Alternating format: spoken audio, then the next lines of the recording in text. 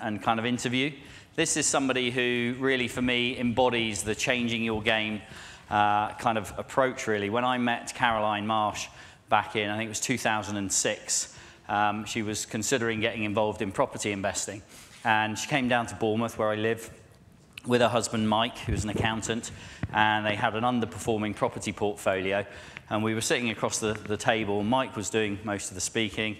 I was kind of answering the questions and things like that. And I think in a 2-hour meeting, Caroline probably said about 1 or 2 sentences.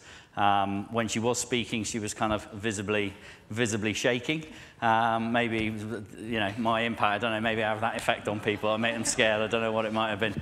But I also remember a little while afterwards when they joined the business, we went to Swindon and we went out to actually buy some houses.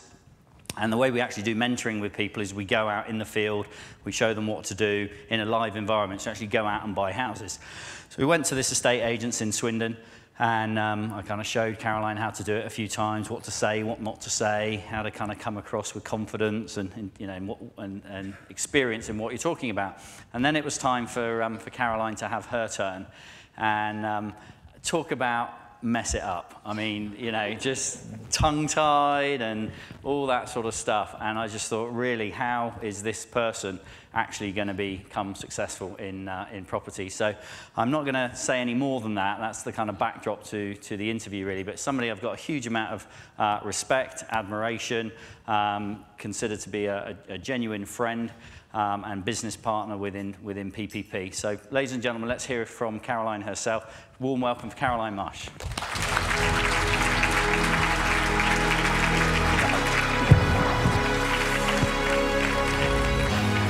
Okay, so Caroline, take us right back to the beginning in terms of your early childhood. How did it all start? Oh gosh, okay, talk about changing your game. I was born and brought up in Zambia, in Central Africa, and both my parents had really good jobs. So we had a better lifestyle. Unfortunately for me, my father was my greatest inspiration, and at the age of 10, or 13, he actually died, and that was quite a hard moment for me.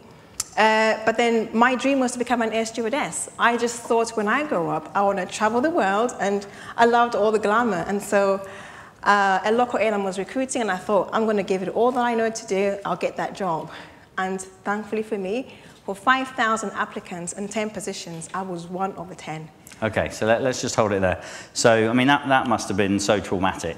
And I think from, you know, when you told me before, you were in a situation you were actually quite wealthy. And then when your father passed away, you know, things changed in a financial perspective, didn't it? Absolutely. What was it that gave you the inspiration when, you know, in those dark times to say, I can be an air hostess? Because I'm sure that must have been a dream, but quite an unrealistic dream in some ways, because I think there were such a small number of places for the number of applicants. I mean, I think what it did, what happened before my father's death, my father was my greatest inspiration, and he believed in me, and, you know, I'm the only girl, and with three brothers, and so that really stayed at the back of my mind, and he always said to me, Caroline, you can do it. Whatever you put your mind to it, you will do it and you will make it. And I hang on to that, just thinking, you know, I'm going to do what I have to do, but I will make it and I'll get there. Okay, so you took the strength from your father. Absolutely, and absolutely. He was probably your first mentor in many ways. Absolutely, yeah. Okay,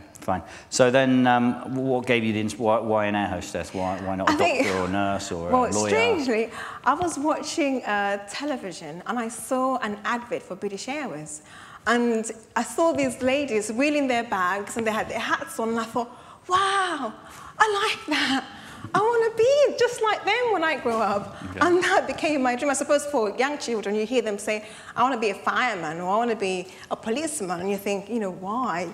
But actually, that's the same thing that happened for me. I thought, I want to be that. I just loved, they looked glamorous and they were traveling around the world and seeing them smiling all the time. And I thought, I want to do that.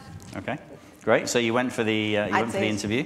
How many people went for the interview? 5,000. 5,000. For 10 positions. Okay. And you've got to remember, obviously, to be an air stewardess, for going for the interview, you had to dress up quite nicely, and I didn't have the best clothes. So I turned up just as I was. And thankfully, I didn't actually know there was 5,000 applicants until after the interview. Right. So I walked in there thinking, well, I was just one of the, the few people that were out there. And then the lady said to me, actually, there's 5,000 people. Okay. Fantastic. So you were one of the 10? I was one of the 10, and I began to live my dream, traveling up and down the country. For British Airways? No, well, it was for Zambian Express. Okay. And then Zambian Express, in fact, went into liquidation 3.5 years later. So I was going back. It wasn't your fault, was it? It wasn't, no. I was going back to square one. But then something happened. When that airline was going to liquidation, I was going to the liquidator's office to get my paycheck, because that was my last option. I thought, if I can take my money, remember, you know, coming from Africa, we don't have benefits. And so it's thinking, what is my next hope? What am I going to do with my life? And so I thought, if I can get my money and turn that money into some sort of enterprise, that will become something I can help my brothers and my family with.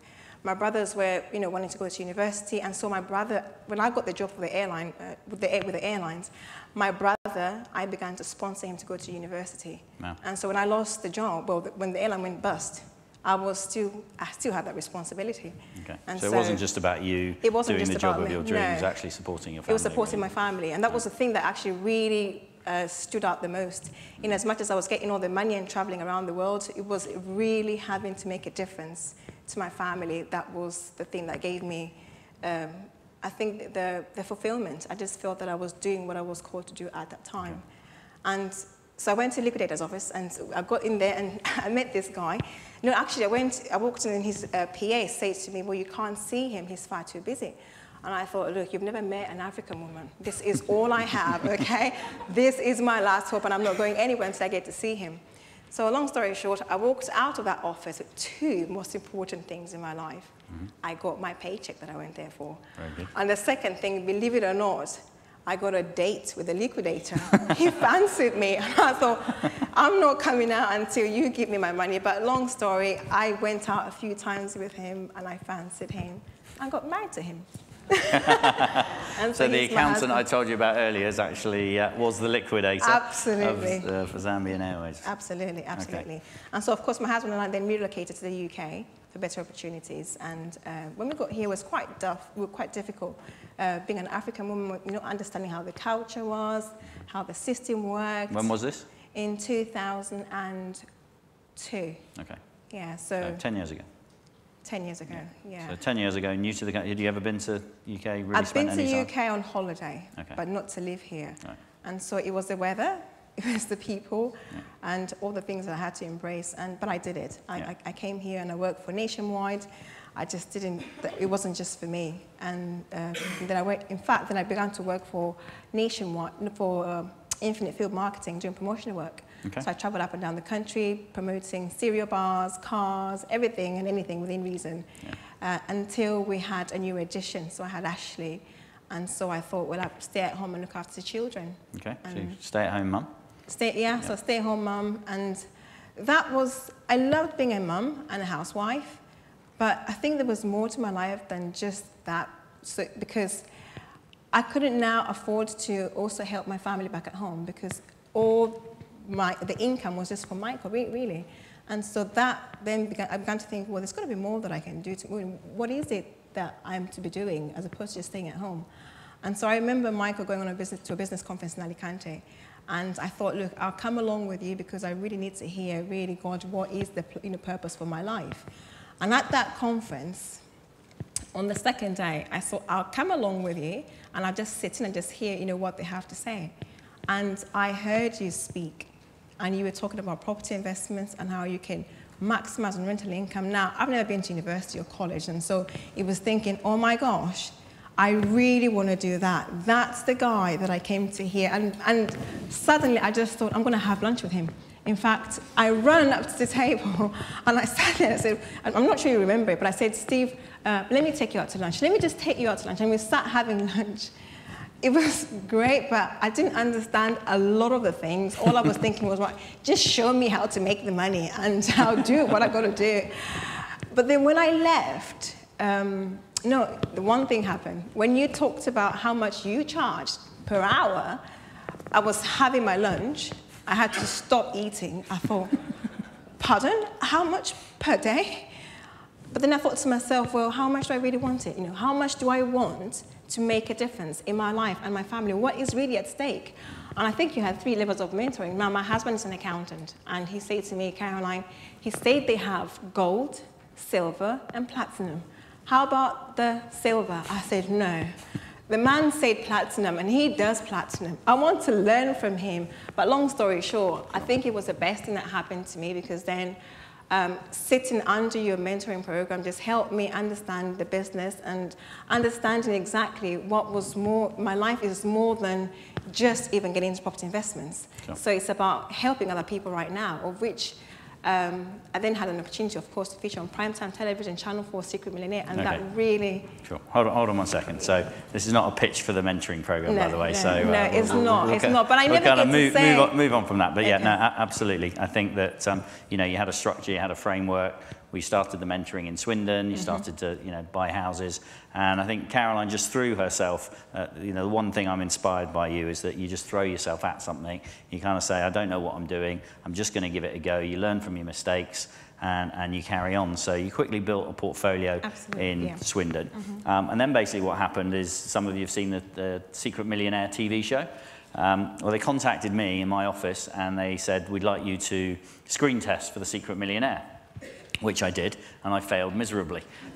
So at the end of that, they said, you know, thanks for doing it, but you're kind of not right. Do you know any sort of inspirational women? Because the average millionaire or multi-millionaire in the UK is a white male aged between 30 and 50. So we've got them, you know, there's lots of those types of people.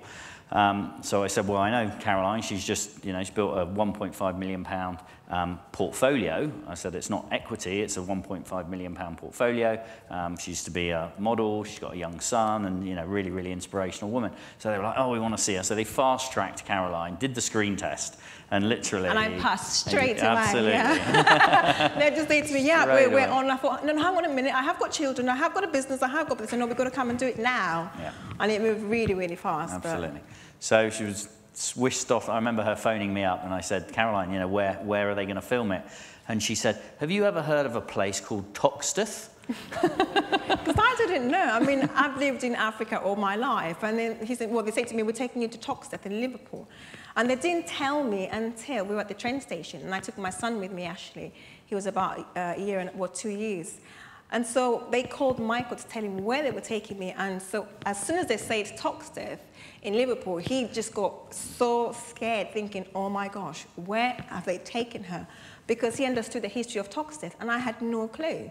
So I said to Steve, I'm going to Toxteth in Liverpool. And it was as if you live in two different worlds. I mean, I just couldn't believe it was here in England, because being in Africa, all we get to hear of England is a land of opportunity, you know, things are happening, of which, you know, great things do happen. But they never actually tell you of the levels of deprivation, of poverty, illiteracy, and I saw that with my own eyes, and it just really changed my perception of the UK. Sure.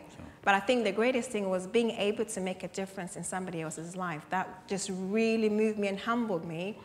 That it wasn't so much giving the person the money, but it was actually being able to recognize some of the great people in our communities that are doing, you know, so much, the unsung heroes, doing so much work to really try and better their own communities, and seeing her life changing and saying, somebody has recognized this great work.